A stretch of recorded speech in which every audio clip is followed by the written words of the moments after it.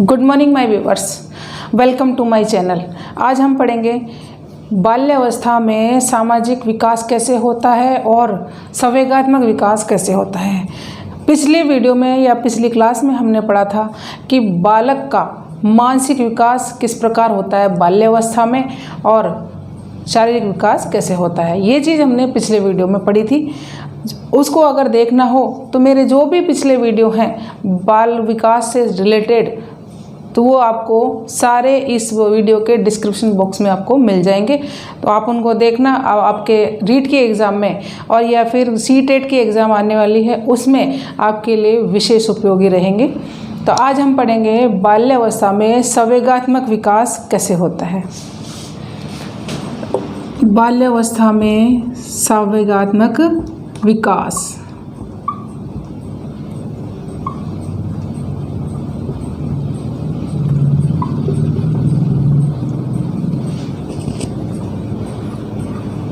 संवेगात्मक विकास कैसे होता है बाल्यावस्था में।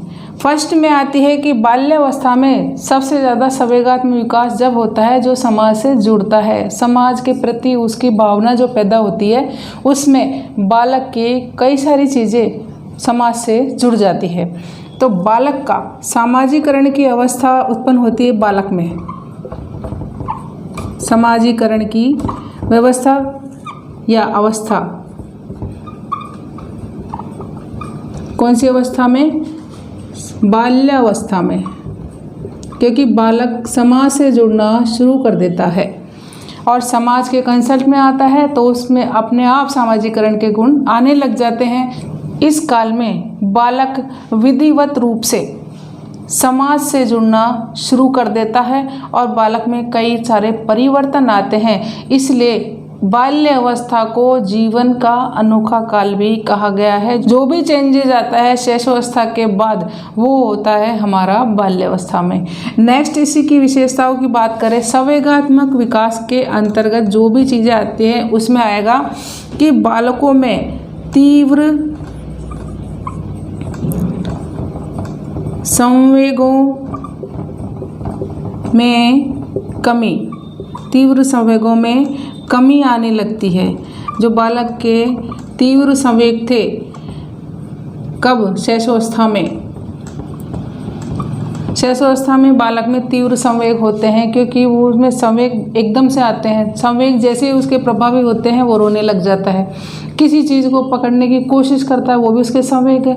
उसको गुस्सा आता है तो वो चिल्लाता है, वो भी संवेग होता है। लेकिन बाल्यावस्था में आते आते वो चीज़ें कम हो जाती है। वो हर बात पे गुस्सा नहीं करता, हर चीज़ को फेंकता नहीं है। संवेगों पर नियंत्रण किस तरह कर सकता है वो कि संवेग तीव्र संवेग है, इसमें कमी कैसे आई? उसकी बुद्धि का विकास हुआ। तो बुद्धि का विकास भी कब हो रहा है? बाल्यावस्था में। बाल्यावस्था में बुद्धि का विकास होने लग जाता है। मानसिक योग्यता तो आ जाती है लेकिन बाल्यावस्था में उसका विकास होना शुरू हो जाता है। इसमें आपके क्या होता है कि शैशवावस्था में बालक का 90% मानसिक विकास हो जाता है, अपने आप बुद्धि विकसित होती है। तो वो कब होती है? बाल्यावस्था में। ठीक है।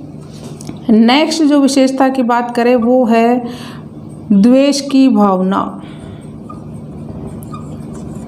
द्वेष की भावना आ जाती है बाल्यावस्था में। जब भाई बहनों में झगड़ा होता है, भाई बहनों में सबसे ज़्यादा झगड़ा होता है कौन सी अवस्था में? बाल्यावस्था में। सबसे ज़्यादा झगड़ा किस भावना की वजह से होता है? द्वेष की भावना से। इन दोनों में झगड़ा होगा क्योंकि एक दूसरे से वो चिढ़ना शुरू करते हैं, इसलिए झगड़ा होना शुरू हो जाता है। तो सबसे ज़्यादा द्वेष की भावना भी बाल्यावस्था में ही होती है। अगर पेरेंट्स एक बच्चे को ज़्यादा प्यार करते हैं, एक को कम करते हैं तो भी द्वेष की भावना आ जाती है। एक बच्चे के लिए खिलौना लेके आते हैं, एक के लिए नहीं लाते हैं, तो वो दूसरा बच्चा उसको तोड़ने की कोशिश करेगा क्योंकि मेरे लिए नहीं लाए। तो द्वेष की भावना सबसे ज़्यादा बाल्यावस्था में होती है। सबसे ज़्यादा बच्चा चिढ़ता है, अपने बराबर के भाई बहनों से चिढ़ना शुरू कर देता है, उनसे ईर्ष्या करने लगता है, एक दूसरे में झगड़ा शुरू होता है। वो सारा कब शुरू होता है? बाल्यावस्था में।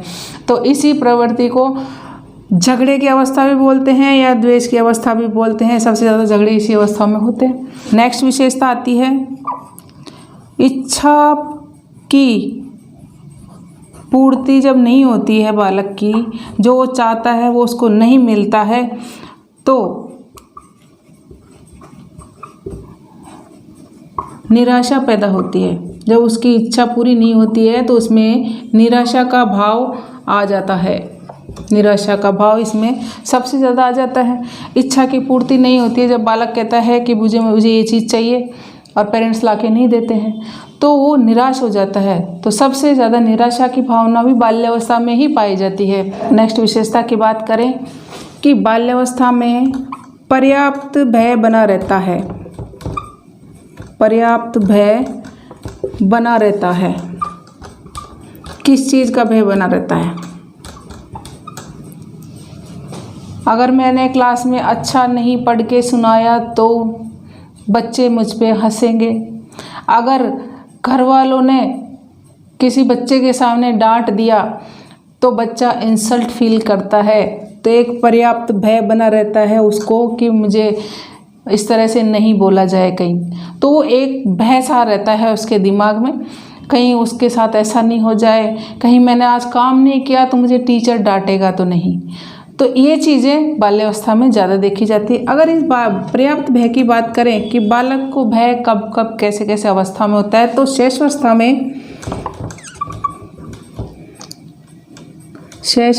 में किस चीज़ का भय रहता है? वर्तमान का। शैशवावस्था में वर्तमान का भय बना रहता है। वो उसमें वर्तमान का भय ऐसे बना रहता है, बालक जानता नहीं है भय क्या होता है, लेकिन जो उसकी प्रवृत्ति है वो दिखती है कि उसको भय लग रहा है। किसी ने उसको गोद में ले लिया तो ऐसे लगता है मैं गिर जाऊंगा, या किसी अनजान व्यक्ति ने उसको गोद में लिया तो डरना शुरू कर देता है। तो उसका हो गया वर्तमान का भय। वर्तमान का भय शैशवावस्था में। बाल्यावस्था में जो भय होता है वो होता है, बाल्यावस्था में कौन सा भय रहता है? असफलता का। असफलता का भय बाल्यावस्था में पाया जाता है कि कहीं मैं असफल नहीं हो जाऊं। अगर मैंने कोई चीज़ सुनाई और उसको टीचर ने गलत बता दिया तो वो असफल हो गया, इंसल्ट हो गई उसकी, तो असफलता का भय बाल्यावस्था में पाया जाता है। किशोर अवस्था की बात करें कि किशोर अवस्था में किस प्रकार का भय होता है, उसमें ज़्यादातर होता है भविष्य को लेकर के। किशोर जो भी हैं वो भविष्य के भय से ग्रसित रहते हैं कि मैं आज, उसको वर्तमान का भय नहीं है कि आज हम कौन सी प्रवृत्ति में लिप्त हैं, आज हम क्या कर रहे हैं। प्रेजेंट में वो कभी नहीं जीते, भविष्य में जीते हैं किशोर। वो फ्यूचर को लेकर के ज़्यादा चिंतित रहते हैं कि आगे पता नहीं क्या होगा, आगे मैं कर पाऊँगा कि नहीं कर पाऊँगा, मैं जो पढ़ रहा हूँ उसमें मुझे सफलता मिलेगी कि नहीं मिलेगी, जो रिलेशन में हूँ मैं वो रिलेशन मेरे साथ आगे चलेगा कि नहीं चलेगा। घर की, परिवार की चिंता उसको कम होती है, समाज की और दोस्तों की उसको ज़्यादा चिंता होती है, उसके रिलेशन की ज़्यादा चिंता होती है, दोस्तों की ज़्यादा फिक्र होती है किशोर अवस्था में। और विषम लिंगी की तरफ उसका आकर्षण सबसे ज़्यादा होता है, वो होता है किशोर अवस्था में। किशोर अवस्था को हम डिटेल से पढ़ेंगे, थोड़ा इंटरेस्टिंग सब्जेक्ट है ये किशोर अवस्था। तो भय का जो रूप है तीनों अवस्था में अलग अलग है। वर्तमान का भय कब होता है? शैशवावस्था में। असफलताओं का भय बाल्यावस्थाओं में। भविष्य का भय किशोर अवस्था में। ये तीनों अवस्थाओं में आता है। इनमें से क्वेश्चन आते हैं, तीनों क्वेश्चन आए हैं। आनंद, उल्लास, सुख, प्रफुल्लित या प्रफुल्लता आदि का विकास, आदि का विकास भी होता है। कब होता है? बाल्यावस्था में। आनंद की अनुभूति भी उसको बाल्यावस्था में होती है। ज़्यादा खुश भी बालक बाल्यावस्था में ही रहता है। प्रफुल्लित, आनंद, सुख और उल्लास, ये चारों प्रवृत्ति बाल्यावस्था में पाई जाती हैं। बालक बिना फिक्र के रहता है, कोई चिंता नहीं होती उसको।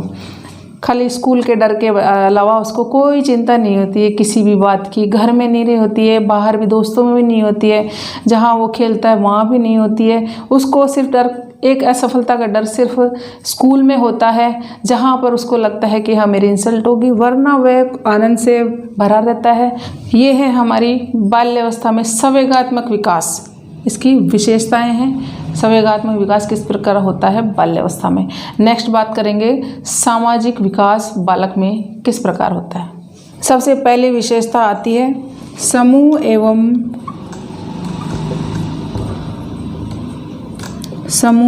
एवं टोली की अवस्था बाल्यावस्था होती है, जिसमें ज़्यादा से ज़्यादा मित्र बनाता है और ज़्यादा से ज़्यादा समूह बनाता है। इसमें सबसे पहले वो मित्र बनाना सीखता है, मित्रता करना सीखता है, और मित्रता के बाद वह समूह बनाना सीख जाता है और उनके साथ रहना सीख जाता है। समूह और टोली की अवस्था में सबसे ज़्यादा कौन सी भावना पहले पैदा होती है? सहयोग की भावना आ जाती है बालक में, आपस में सहयोग करना सीख जाता है, मित्रता का भाव पैदा होता है। नेक्स्ट होती है सद्भावना। सद्भावना की प्रवृत्ति आ जाती है, आपसी सम्मान पैदा होता है इस अवस्था में। तो समूह की भावना से 4 गुण आते हैं बालक के अंदर। ये चारों गुण बाल्यावस्था के हैं। सबसे पहले मित्र बनाना सीखता है। जब उसके मित्र ज़्यादा होते हैं तो वो समूह में काउंट हो जाते हैं, इसका एक मित्र नहीं, उसके बहुत सारे मित्र बन जाते हैं। परिवार से बाहर समाज में आस पड़ोस के बच्चों से मित्रता करता है, उनसे मिलकर के समूह बना लेता है या टोली बना लेता है, उनके साथ मिलकर खेलता है, तो उससे मित्रता की भाव पैदा होता है। सहयोग की भावना पैदा होती है, एक दूसरे की हेल्प भी करते हैं बच्चे बाल्यावस्था में। सद्भावना की बात आती है कि सद्विचार उत्पन्न होते हैं इस अवस्था में। सम्मान की भावना आती है, एक दूसरे को देख करके नैतिकता आती है। सम्मान की भावना ऐसे होती है कि जब आस पड़ोस के बच्चे एक दूसरे के घर जाते हैं तो उनके मम्मी पापा को किस तरह संबोधित करते हैं, वो चीज़ आ जाती है। एक दूसरे को देख करके उनका कैसे अभिवादन करते हैं, किस तरह से उनको मैनर्स जिसको कह सकते हैं, बच्चा किस तरह से डिसिप्लिन सीखता है, वो सारी चीज़ें बाल्यावस्था में आने लग जाती हैं। नेक्स्ट जो विशेषता आती है वो है बहिर्मुखता। बालक में बहिर्मुखता आने लगती है। बहिर्मुखता का गुण पैदा होता है। बहिर्मुखता का मतलब अपने विचारों को सब बताने की प्रवृत्ति। अंदर अंदर वो अपने विचार नहीं चलाता, मानसिक रूप से अपने भावना को बाहर निकाल के बताना शुरू कर देता है। अपने दिमाग में जो भी बातें चलती है वो दूसरों को बताना शुरू कर देता है। घर में पेरेंट्स को बताना शुरू करता है या आस पड़ोस में या स्कूल में अपने विचार प्रकट करने लगता है। उसको कहेंगे बहिर्मुखता या बहिर्मुखी व्यक्तित्व उत्पन्न होता है बालक में बाल्यावस्था में। शैशवावस्था में अंतर्मुखिता, बालक कुछ नहीं बोल सकता था इस बारे में उसको जानना ही नहीं था, क्योंकि वो जानता ही नहीं था कि हम बाहर भी कुछ बोल सकते हैं। वो सिर्फ अंदर अंदर बातों को घुमाता रहता था, उसको बातें बताना भी नहीं आता था। इसलिए अंतर्मुखी अवस्था कौन सी हुई? शैशवावस्था की। बहिर्मुखी अवस्था का विकास कौन सी अवस्था में हुआ? बाल्यावस्था में। तो बहिर्मुखता का गुण भी इसी के अंतर्गत आता है। नेक्स्ट जो विशेषता आती है वो है नकारात्मक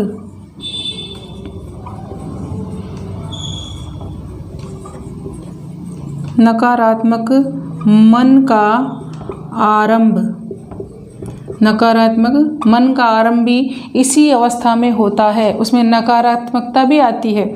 जितना वो समाज से जुड़ता है उसमें अच्छी चीज़ों के साथ बुरी चीज़ें भी वो ग्रहण करने लग जाता है। जैसे चोरी करना, झूठ बोलना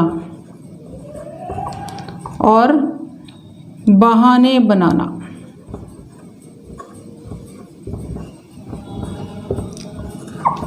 ये 3 चीज़ें बाल्यावस्था में आने लग जाती है। नकारात्मकता का आरंभ भी इसी अवस्था में होता है। अगर बालक को रोका नहीं जाएगा, उसके ऊपर ध्यान नहीं दिया जाएगा, तो ये गुण उसके आगे जाकर में फ्यूचर में बहुत नुकसानदायी सिद्ध हो सकते हैं। इसीलिए कहा जाता है कि स्कूल में भी आजकल पेरेंट्स टीचर मीटिंग होती है, उसमें भी विशेष रूप से कहा जाता है कि बालकों पर घर पे भी ध्यान दिया जाना चाहिए। जब वो बाल्यावस्था में है तो उसका बैग भी चेक किया जाए, वो क्या पढ़ता है वो भी देखा जाए, उसकी नोटबुक्स को चेक किया जाना चाहिए, वो जो चीज़ें हमने उसके बैग में रख के भेजी कहीं वही है या उसके अलावा एक्स्ट्रा भी है, अगर एक्स्ट्रा है तो आई कहाँ से। उसको इन बातों के लिए रोकना और उसके हर चीज़ पे ध्यान देना पेरेंट्स का कर्तव्य बन जाता है उस टाइम पर। तो चोरी की अवस्था, इसी अवस्था में चोरी करने का भाव बाल्यावस्था में ही आना शुरू हो जाता है, क्योंकि स्कूल में जब बालक जाने लगता है तो वहाँ उसको कई कई चीज़ें डिफरेंट दिखाई देती है, दूसरे बच्चों के पास उसको अलग अलग नई नई चीज़ें दिखाई देती है और उसको लगता है ये मेरे पास होनी चाहिए, और वो उनको बिना पूछे अपने बैग में रख भी लेता है। पेंसिल अच्छी लग रही है तो अपने बैग में रख लेता है, अलग अलग कलर्स उसको अगर अच्छे लग रहे हैं तो कलर्स भी वो बिना पूछे अपने फ्रेंड के ले लेगा और वो घर लेके आ जाएगा। अगर उसके बैग में अपन ने देखा नहीं तो वो प्रवृत्ति आगे बढ़ती है, उसको फिर आगे और चीज़ें पसंद आएगी तो लाता रहेगा, आप कुछ नहीं कर पाओगे। झूठ बोलने की अवस्था आने लगती है, क्योंकि जब टीचर पूछता है अगर वर्क नहीं किया हो, होमवर्क घर पर किसी तरह कराया नहीं गया हो, तो स्कूल में जा कर के वो बहाना लगाएगा ही लगाएगा, झूठ बोलेगा। अगर उसको घर पे आकर के कोई चीज़ पूछी जाती है, मान लो उसका बैग फट गया, वो बच्चों से झगड़ के आया, उस वजह से उसका बैग फट गया, लेकिन उसको इस चीज़ का डर भी रहता है कि घर पे जाकर के पेरेंट्स डांटेंगे, तो झूठ बोलेगा कि मैं गिर गया था इसलिए फट गया, या फिर किसी ने खींच लिया तो फट गया। तो ऐसी चीज़ें बालक में, ये चीज़ें बाल्यावस्था में सबसे ज़्यादा आना शुरू हो जाती है, इसलिए कहते हैं कि बाल्यावस्था को विशेष रूप से पेरेंट्स का ज़्यादा ध्यान होना चाहिए बाल्यावस्था पर।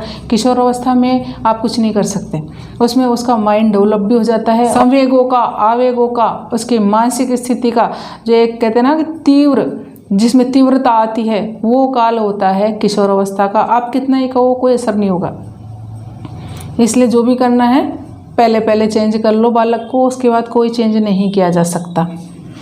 नेक्स्ट जो इसकी विशेषता आती है वो है समलिंगी भावना। समलिंगी भावना उत्पन्न होती है बाल्यावस्था में। समलिंगी भावना कैसे? बालक बालक को ही पसंद करता है और बालक बालक से ही मित्रता करना पसंद करता है, न कि बालिका से, और बालिका बालिका से ही मित्रता करना पसंद करती है, न कि बालक से।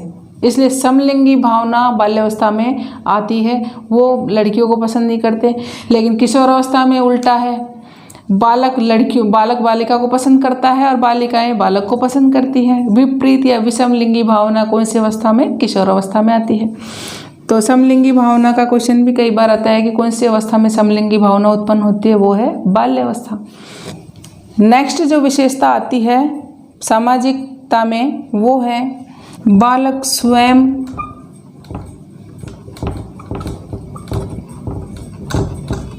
मित्र का चयन करता है। बालक स्वयं मित्र का चयन करता है, वो दूसरों के बनाए हुए मित्रों को नहीं, खुद चयन करता है कि उसके लिए कौन सा फ्रेंड अच्छा है कौन सा नहीं है, उसको जो अच्छा लगता है उसको वो मित्र बनाता है। तो स्वयं निर्णय लेने की क्षमता भी उसमें आने लगती है। जब वो खुद के डिसीजन से मित्र बनाना, तो स्वयं का पावर हुआ, वो खुद का डिसीजन हुआ तो डिसीजन पावर भी आने लगती है और स्वयं मित्र बनाना सीखता है। तो ये वाला सामाजिकरण का गुण है। उनके आदर्शों तथा मध्य होने वाले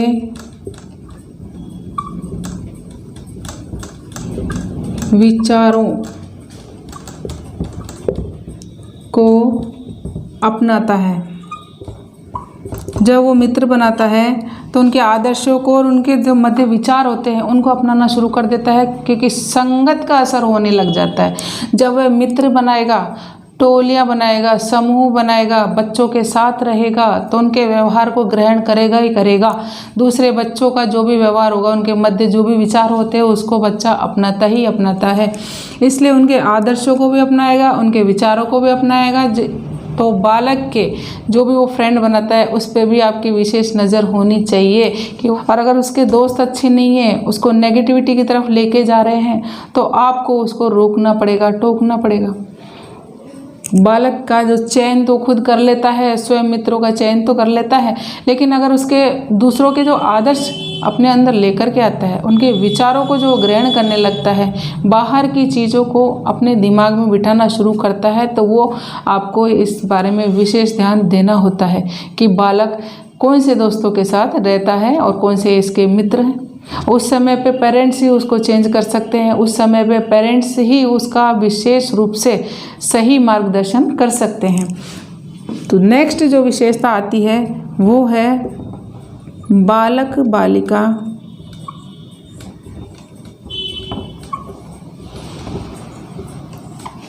प्रशंसा प्राप्ति हेतु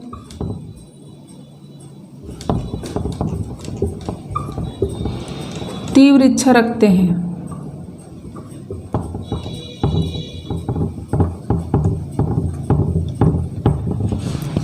बालक बालिका प्रशंसा की प्राप्ति हेतु तीव्र इच्छा रखते हैं।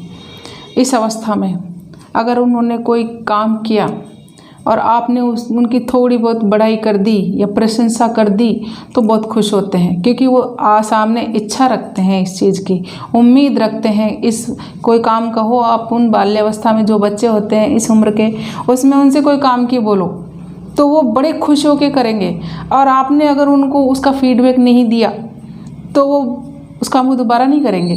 क्लास में कोई टेस्ट लिया जाता है और उसने पूरा याद किया है और नंबर अच्छे आते हैं तो टीचर उसको पुनर्बलन देता है। पुनर्बलन का मतलब होता है उसको बढ़ावा देता है, उसको बल देता है उसके कार्य को, तो उसी चीज़ को आगे बालक और अच्छा करने की कोशिश करता है। तो बालक को प्रशंसा की इच्छा भी सबसे ज़्यादा होती है बाल्यावस्था में। ये है हमारे सामाजिक विकास बाल्यावस्था में, कि बालक का विकास सामाजिक दृष्टि से किस प्रकार होता है। आपको मेरा वीडियो कैसा लगा ये उसके बारे में मुझे कमेंट्स करके बताइएगा, और मेरे वीडियो को लाइक करो, शेयर करो और अपने दोस्तों तक पहुंचाओ। इन विषयों से रिलेटेड जो भी वीडियो हैं इस वीडियो के डिस्क्रिप्शन बॉक्स में आपको मिल जाएंगे। नेक्स्ट आपने देखा ही होगा कि अभी पेपर्स में न्यूज़ आ रही थी कि हमारे राजस्थान के शिक्षा मंत्री हैं गोविंद सिंह डोटासरा, उन्होंने रीट का नोटिफिकेशन आने की संभावना बताई है, विज्ञप्ति आने वाली है हमारे एग्ज़ाम की, और उसके बाद एग्ज़ाम कराई जाएगी। वो पहले तो फॉर्म आएंगे, फॉर्म का प्रोसेस भी बड़ा लंबा है। हमेशा गवर्नमेंट की जो भी एग्ज़ाम होती है उसका प्रोसेस तो बहुत लंबा चलता है, कम से कम 2 महीने, 1 महीने की डेट देते हैं, लेकिन धीरे धीरे बढ़ा के 2 महीने पहुँचा ही देते हैं। उसके बाद डेट डिसाइड होगी तो वो नेक्स्ट ईयर में ही होगी, 2021 में, अभी तो होने से रही। तो उसकी तैयारी के लिए आज से ही ये जो बाल विकास का जो चैप्टर चल रहा है, जो आगे हमारे जो भी टॉपिक आएंगे वो रीड से रिलेटेड हैं। सीटेट के एग्ज़ाम सितंबर के लास्ट वीक या अक्टूबर के फर्स्ट वीक में होने की संभावना है, तो उसकी तैयारी के लिए भी ये टॉपिक आपके लिए बहुत उपयोगी है। तो आप इनको पढ़ो और समझ लो। जितना आप इनको समझने की कोशिश करोगे उतना आपकी एग्ज़ाम्स के लिए लाभदायक रहेगा। इसी के साथ मैं अधिनीता एजुकेशन की तरफ से Anita, thank you so much watching my channel. Thank you.